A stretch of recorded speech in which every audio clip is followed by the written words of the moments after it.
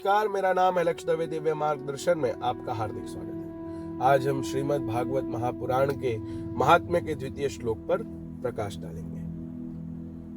यम प्रव्रजन्तमनुपेतमपेत कृत्यम द्वैपायनो विरह कातरया जुहाव पुत्रेति तन्मयतया तरवोभिनेदुष तम सर्वभूत हृदयम मुनिमानतोस्मि।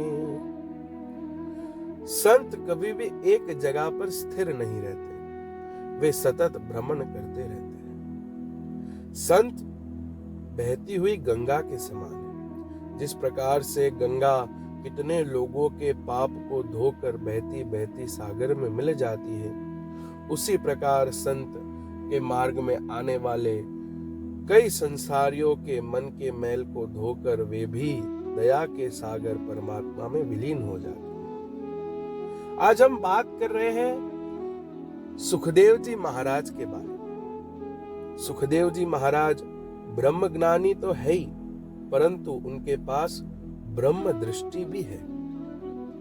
बंधुओं, ब्रह्मज्ञानी और ब्रह्म दृष्टि ये दोनों बहुत ही विशेष विषय है।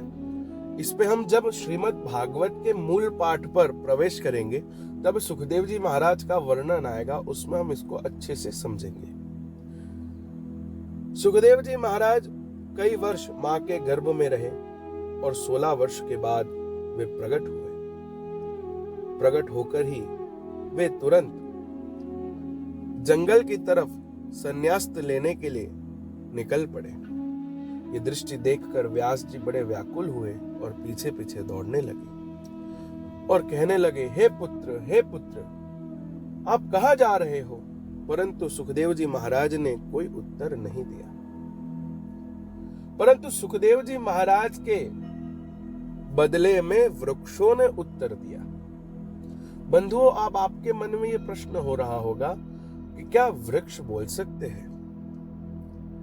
तो मेरा ये कहना है कि वृक्ष क्यों नहीं बोल सकते?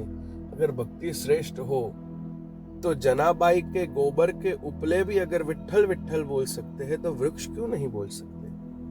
और वृक्ष भी तो संत है और व्यास जी भी एक संत है, और एक संत की भाषा एक संत ही समझ सकते हैं। वृक्ष बोले, हे व्यास जी, आप संत हो और संत का कार्य है त्याग करना, समर्पण करना। आपका पुत्र तो इस संसार के कल्याण के लिए जा रहा है, आप उसे त्यागो, आप उसे छोड़ो। बंधु, एक चीज समझो, आचरण के बिना उपदेश नहीं किया जाता। अगर आपका आचरण ही नहीं होगा उस विषय पर, तो आप उस विषय का उपदेश करोगे तो वो फलीभूत नहीं होगा। परंतु अगर आप आचरण आपका होगा सही, तो आप अगर उपदेश दोगे तो उसका आपकी बात उस व्यक्ति पर 100% लागू होगी। और वृक्ष भी कोई ऐसे ही उपदेश नहीं दे रहे, उनके जीवन में भी व्यास जी जैसा ही त्याग है। वृक्ष के जीवन में उसका फल उसके संतान के समान है, और वे भी अपने संतान को त्याग करता है दूसरों के लिए। वृक्ष अपना फल स्वयं नहीं खाता, इसीलिए वृक्ष भी संत कहलाए। और इसीलिए तो वृक्षों ने जब सुखदेव जी जा रहे थे तब 2 हाथ जोड़ के सुखदेव जी को नमन किया। तम सर्वभूत हृदयम मुनिमानतोस्मि। ये वृक्षों ने वंदन किया है सुखदेव जी महाराज को। तो बंधुओं, आज हमने क्या जाना कि संत का जीवन त्याग से भरा हुआ होता है, और संत के त्याग से ही इस संसार का कल्याण होता है। तो आओ, मैं आशा करता हूं आप सभी को आज का ये टॉपिक समझ आया होगा। अगर आपके मन में कोई प्रश्न हो तो आप कमेंट सेक्शन में लिखकर हमें बता सकते हो, और हम हमारे वीडियो के माध्यम से आपके उन प्रश्नों को दूर करेंगे। तो आओ, मैं लक्ष्य दवे आप सबसे विदाई लेता हूं।